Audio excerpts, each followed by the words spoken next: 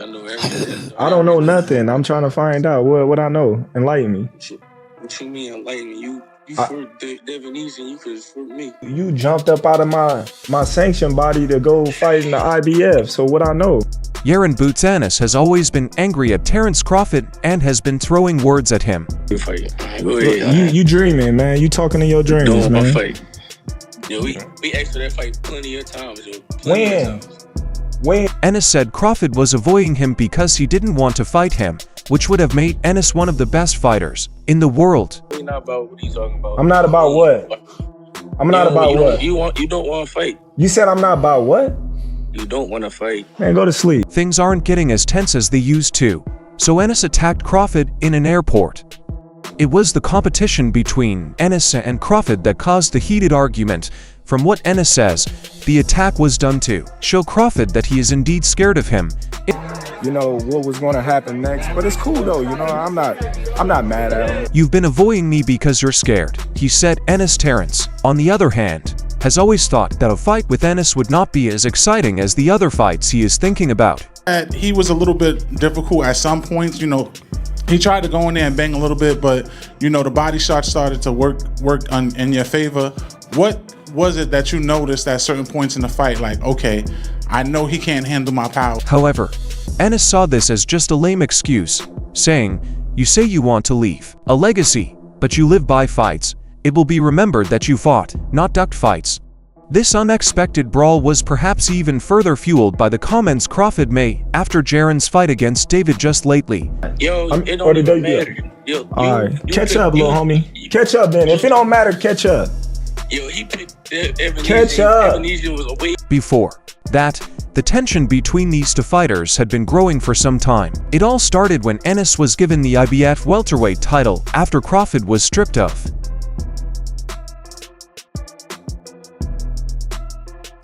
This happened because Crawford, who was the undisputed champion at the time, decided to fulfill his agreement for a rematch with Errol Spence instead of fighting Ennis, who was the mandatory challenger. And here comes Spence though as Crawford, and down goes Spence for the second time in the fight. And Spence is hurt. The first fight between Crawford and Spence in July 2023 was a huge event, establishing Crawford as the best fighter in the world. However, the expected rematch has yet to happen.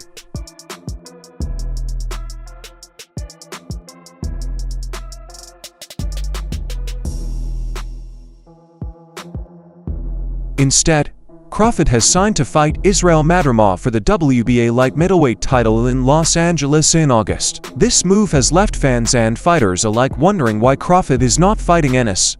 What does he mean? He said world-class fighter. I guess he's trying to say if you're a world-class fighter. Ennis, on the other hand, he was training for his first defense of the IBF welterweight title. He was set to fight Cody Crowley, a 31-year-old fighter from Canada, in his city of Philadelphia. This fight was supposed to take place shortly before Crawford's bout with Madrimov.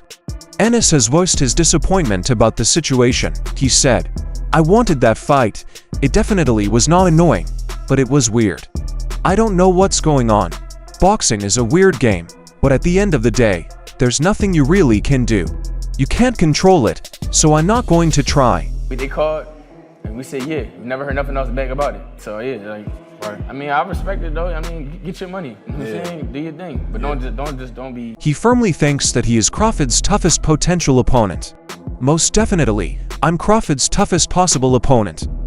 I didn't know how he was going to do the jump to super middleweight to possibly fight Saul Canelo Alvarez.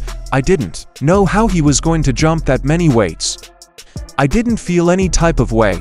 It's not really a mismatch. Canelo started at 154, and Canelo's not really a big guy." But that's the game, bro. Because trust me, this game is more business than sport. So what do you do? If you're Booth, what do you do to get those? You look to maximize your money and fight somebody that's willing to step in the ring with you. Ennis also feels that the way he was given the title was not ideal. "It's definitely not how I wanted it, you know. I'd rather take it from somebody. There's nothing I can do. I couldn't say no. I couldn't say yes. They just lifted me up. Nothing I can do, but I'm going to protect the belt and do what I need to do." but that's the game, bro. Because trust me, this game is more business than sport. So what do you do if you're Booth? What do you do to get those? You look for to maximize your money and fight somebody that's willing to step in the ring with you. He is also looking forward to the return of his friend Stephen Fulton, who recently faced a tough loss against Naoya Inoue. Ennis is sure that Fulton will bounce back stronger than ever. Scooter definitely said Ennis about Fulton, "I can't wait to see him back in the ring. He's going to do his thing. He's going to prove everybody wrong. He's going to prove everybody wrong." A lot of people have been talking, Ennis added. "That's all I'm going to say. He's going to come back and show everybody who he really is. He's going to be back soon now." Jaron Ennis showed his remarkable talent recently in Philadelphia, delivering a stunning stoppage victory against David Avanesian in his first defense of the IBF World Welterweight title. Ennis steadily broke down Avanesian, culminating in a powerful counterpunch that floored his opponent in the 5th round.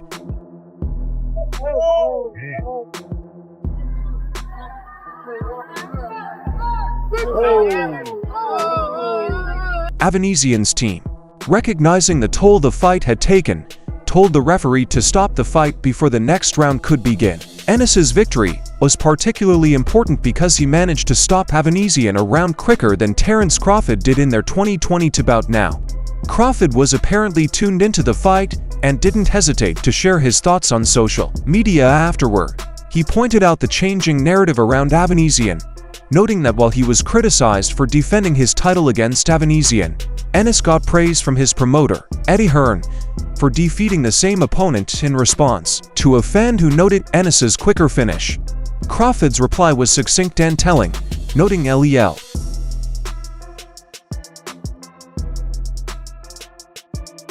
Although Crawford appears to be moving away from the welterweight division, Ennis's performance caught the eye of Saudi Arabia's Turkey. Al-Sheikh, impressed by Ennis's skills, showed interest in arranging a future fight between Ennis and Crawford at 154 pounds. Hearn, who was thrilled with the impressive hometown turnout for Ennis, also stated that a matchup between these two fighters could be the best fight in boxing and his emphatic victory and the following reactions have only heightened and the excitement and the heat within the welterweight division. His clear determination to face Crawford, coupled with his impressive performance against Avanesian, sets the stage for what could be one of the most eagerly anticipated matchups in the sport.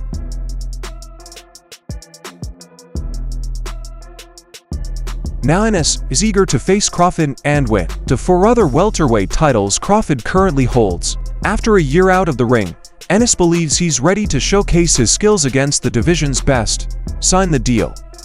Ennis said definitely if Crawford wanted to fight, he would have stayed at 147. He already said he wants to move up and be uncontested at 154. Ennis is clear about his ambitions. "I don't care who I fight," he added. "I just want to fight the top guys. They will bring the best out of me. When you fight someone who's sharp just like you, it makes you better. Who knows? The fight could be easier when you fight someone on your level or who's supposed to be above your level. I feel like I can be amazing. I was off for a year, and I feel like I've got so many more tools in my toolbox. I just got the chance to show it against the top guy." Like I always say, I don't care. I just want to fight the top guys, the best guys. They're going to bring the best side out of me, and not these guys that's on the lower level. You know, when you fight somebody that's sharp and good like you know, it make you better. Who knows, you know, the fight could be. Despite his dominant showing, Ennis faced criticism from Crawford online. Crawford continued with his statements and questioned whether Ennis was truly world-class, noting that, while Ennis delivered a brutal 4th and 5th round to finish the fight, he was getting caught early on by Avanesian. However, Ennis brushed off the criticism and stayed focused on improving for his next fight. "Avanesian was moving a lot more than I was expecting him to move." Ennis said, "I thought he was going to come forward a little more. My timing was a little off. I saw everything, but my time was just off a little bit. Everything will be good next time. I'll be better, a little smarter." Of David Avanesian. David Avanesian has landed a few good power shots, but not nearly as intense. Throughout the fight, Ennis landed big shots to the head and body of Avanesian, causing major swelling to the Russian's face. Avanesian, however, proved to be a tough opponent, returning punches and refusing to wilt under the pressure. Ennis, always confident in his ability to get the stoppage, praised his father's advice for his impressive finish in rounds 4 and 5. "I knew I was going to stop him," Ennis said. "Every round I could feel him breaking down and lowering, but I definitely knew I was going to stop him. It was just a matter of time. When I got back to the corner, my pops was just saying, 'Have fun a little bit. Don't look for it.' I wasn't looking for it. I was chilling, just trying to find my groove.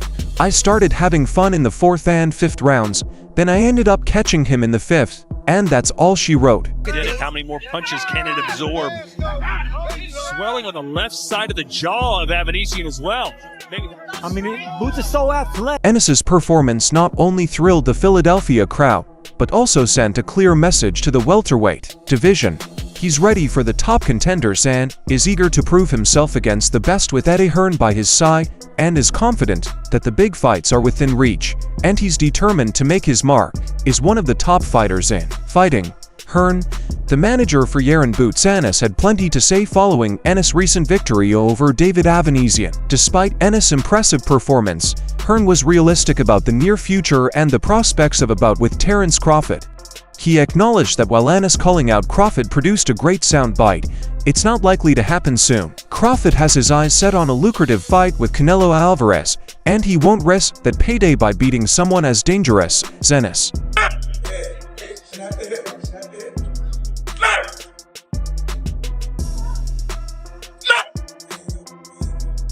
That was Boots. Ennis is 1 year out, dismantling a world-class boxer with ease in there, having fun doing what he does in the future for Boots. Ennis Terence said. While Hearn praised Ennis's performance, it was clear that Avanesian provided a difficult fight and landed his fair share of punches, and Ennis had to work hard for his win. It wasn't as one-sided as Hearn suggested, with Ennis getting hit more than expected and looking pleased when the fight was stopped. However, Hearn stays incredibly optimistic about Ennis's future. Boots. Ennis is the future of boxing. That's what this guy is. He's very humble. You never hear him say too much. I'll say it. I think he beats everyone. I think this is a special fighter that needs to be tried against the best in the world, and that's our job now," said Hearn. He stressed Ennis's potential and humility, positioning him as a top contender in the welterweight category who deserves to face the best fighters out there. I said to His Excellency tonight, I said, I think you should put him on the BRAWL Beterbiev undercard in Riyadh, because you can't just keep coming back all the time. Hearn also highlighted the value of keeping Ennis active. Activity is the key. Too many of these great young fighters are too idle. "We must get him back out in October or November," he said. He stated a strong desire to return to Philadelphia for future fights, acknowledging the city's rich boxing past and the strong support from local fans. "We'd love to return to Philadelphia. We've got to bring the biggest fights here. The championship fights are going to be here for a long time." The immediate plan for Ennis, according to Hearn, is to chase unification fights in the welterweight division before considering a move up in weight. The plan is unification before he moves to 154, which is unavoidable at some point. "We want to unify the divide. Mario Barrios, I'm into Stanines, or any of these guys." Hearn stated he is committed to securing the best possible fights for Ennis and is eager to see him battle against other top contenders in the division. "Boots will fight Crawford." I said, "Yeah." Send a contract. I said, "Yeah." Here's what he said. That was his reply. Send the contract. I said, send the contract. Yeah. So that's for next year. If the unification fights can't be arranged quickly, Hearn acknowledges that Ennis may need to move up to 154 pounds to chase bigger opportunities. Ennis looked massive during his fight against Avanesian, and a move to junior middleweight seems inevitable if Hearn can't get the unification fights set up for Boots quickly at 147. He needs to move up to 154 to go after the bigger fights in that weight class. He looked massive tonight, like a fighter that should be fighting at junior middleweight. Hearn added, in the meantime, if a unification fight isn't possible in the next few months, Hearn might have Ennis defend his IBF title against the top challenger, potentially Cody Crowley. The promoter is dedicated to keeping Ennis active and ensuring he meets high-caliber opponents to continue building his reputation and skills. Huge step up in an opponent. Is there any possibility maybe coming back to Philly and doing one of the larger stadiums with Crawford? Well, that'd be nice. Across the road, you know. Look, just to make it clear for me. Hearn's comments make it clear that he believes in Ennis's ability to dominate the welterweight division and beyond. He sees Ennis as a future star in boxing and is committed to providing him with the chances to prove himself against the best in the sport. With Hearn's support and guidance, Ennis's journey to the top promises to be an exciting one filled with significant challenges and potential unification fights that could solidify his place among boxing's elite. But it gets more interesting, with Roy Jones's comments on Ennis. Roy Jones Jr., a multi-weight world champion and regarded as one of the best fighters of his era, shared his thoughts on Jaron Ennis and his possible matchup with Terence Crawford in an interview with YSM Sports Media. I do understand some of the monopoly play in the game, but those are great fights. Jones Jr. emphasized the major challenge Ennis offers to Crawford, a two-time disputed champion. However, he also highlighted some uncertainties surrounding Ennis's capabilities. Jones Jr. pointed out that while Ennis has displayed remarkable skills, there is still a lingering question about his chin. I don't know yet because we haven't seen boots in against a guy that has touched him enough to really test his chin, so that's the only thing we don't know about him yet. We don't know if he can take a real punch. He explained this uncertainty adds an interesting element to any potential fight featuring Ennis, as everyone is eager to see how he handles being tested by a powerful puncher. Despite this uncertainty, Jones Jr. did not downplay Ennis' talents. He acknowledged Ennis' comprehensive skill set, stating as far as skills go, he got everything. That fight could be very difficult because he has everything. When a guy is as talented, with the skill level that Boots has, anything can happen. This is high praise from a boxing legend like Jones Jr. just shows that there is the possibility that Ennis has to become a dominant force in the sport. Take the real punch yet because we haven't seen it, but as far as the skill goes, he got everything. And that fight could be a very difficult fight because he has everything. And when a guy is talented and has the skill level that Boots has. Jones Jr. also praised the skills of Crawford, but don't get me wrong, he has the skill level to fight.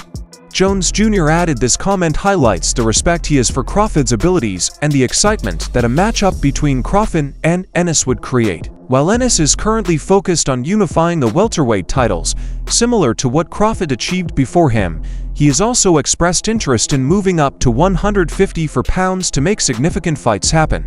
And now with the backing of Riyadh seasons, Turkey Al-Shik, the possibility of such fights becomes more realistic, and his ambition to move up in weight shows his willingness to challenge himself and take on the best fighters available. Crawford, on the other hand, has his immediate eyes set on his first challenge in the junior middleweight division against WBA champion Israel Madrimov. Should Crawford emerge victorious, he may still look beyond Ennis and target a high-profile fight with Saul Canelo Alvarez. This potential bout with Alvarez represents a lucrative and prestigious chance for Crawford, possibly delaying any showdown with Ennis. As well as Terence, Crawford prepares to move up to super middleweight to face Israel Madrimov on August 3rd. The boxing community is full of talks on the possible future matchups. One such expected showdown is between Crawford and rising star Jaron Boots Ennis. Andre Rozier, the respected trainer of Danny Jacobs, recently gave his thoughts on this potential fight. Ennis, who hails from Philadelphia, has been making moves in the boxing world. He recently signed with Eddie Hearn's Matchroom Boxing, and there's excitement building around his expected fight in his home city later this year. Ennis's impressive results have put him on a collision course with Crawford, one of the sport's most accomplished fighters. Rozier, however, thinks that Crawford, a three-weight world champion, would have the upper hand in a matchup with Ennis. Speaking to Fight Hype, Rozier expressed his faith in Crawford's abilities even as he moves up to the 154-pound division. "I got Terence Crawford at 150 for now," Rozier said.